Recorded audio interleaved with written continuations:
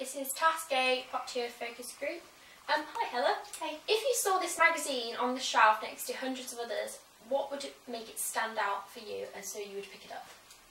Definitely the type of artist that's on it. So big names, you know, people who are interesting, got new stuff out, that'll be good. Awesome. What would you like to see as the cover lines? Would you like catchy slogans, humorous lines, or something that literally just tells you what is in the magazine? I definitely want something that's actually going to tell me what's in the magazine, because I'm only reading it because I want to find out stuff. So if it's not really telling me anything, then I don't want to stand in the shop like trying to read it to figure out if there's anything interesting. That is fair enough. The colour scheme in the magazine that's been chosen is blue, red and white. Do you like this colour scheme?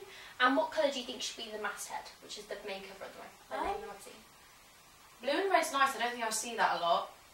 It's quite colourful. For the masthead,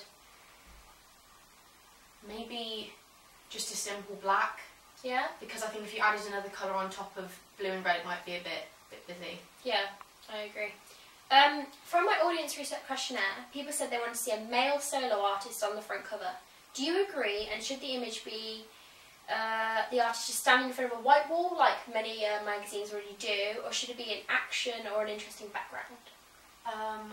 With the male thing, like, it's fine having a male artist on the front, but I'd also want to see women on it as well. I think, you know, maybe like girl power down the bottom, like a girl band group or something, just like so it's featured. Or well, I mean, they don't have to be on the bottom. Like, I feel like obviously you're going to have different issues, and I think if every week or month, whenever you brought it out, there was always a male artist on the front, I don't know, that would maybe put me off slightly. I think, you know, you want a bit of girl power in there. For what they're doing, I would say it would be a lot more interesting if it was like photos from a live gig or a concert, rather than just a white background. Awesome. How many pictures would you like to see on the contents page, and how much text? Because some have a lot of pictures and some just don't have a lot. I think obviously, a bit like what I said before, it's got to have factual information on the contents page so I know what I'm looking for.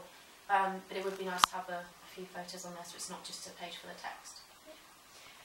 For the editorial, would you like to read something informal, chatty and humorous? Or would you prefer a basic review of what the issue is about? The basic review is good, but it's nice to have like a cheeky little slogan or like something a bit fun. Something a bit more enjoyable to read rather than just like facts. Yeah. What would you like to see in the magazine for the Q&A? What would you like the Q&A to be about? New stuff that they're doing, whether it be albums or tours or anything. Then it's also nice to find out little things you don't usually get to know about. Yeah, dating and like, have you got a new dog, you know, that kind of thing. That kind of thing. Do you think the subheadings on the contents page should be fun and different rather than just stating what there is? For example, from We Love Pop, or Top of the Pops, no, it was We Love Pop. They said exclusive Taylor Swift chitter chatter rather than just Taylor Swift Q&A. It makes it something different.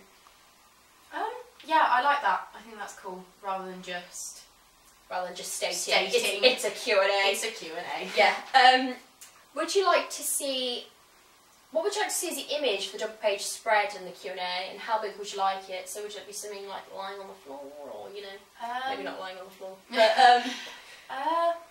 I quite like it when there's one big photo across like a double page spread, and then there's text like over the top. Oh yeah. Because you get to see a big image, but there's still the text there, so I think that'd be a nice layout. Nice thing to do. That's awesome. Would you like more images than text, or would you like just a nice balance? Definitely a nice balance. You've got to have a bit of eye candy, but you also, the only reason, well, I mean, I don't know about some people, but the reason I buy magazines is to read stuff and find stuff out. So. Awesome. In the Q&A, would you like more personal or professional questions? So would you like it to be like full on, like, oh, how was your CD, how did you write that? Would you like some as well, just a bit like, oh, I heard you're dating so and so, and how's that going? Well, I do love a bit of goss, so I think you've got to get that in there, but without being too crude. Yeah, you don't. You don't want the whole thing to just be that, because that's why you buy things like OK and like Hello. You want you want to know about the music. Yeah, you want to know about the music if it's a music magazine. Snap. Would you prefer the question and answer to be different colours for the question, or just to be bold? It can be different colours, but like, or maybe you could link it in with the colours that you had for your title page, like blue and red or something. Yeah.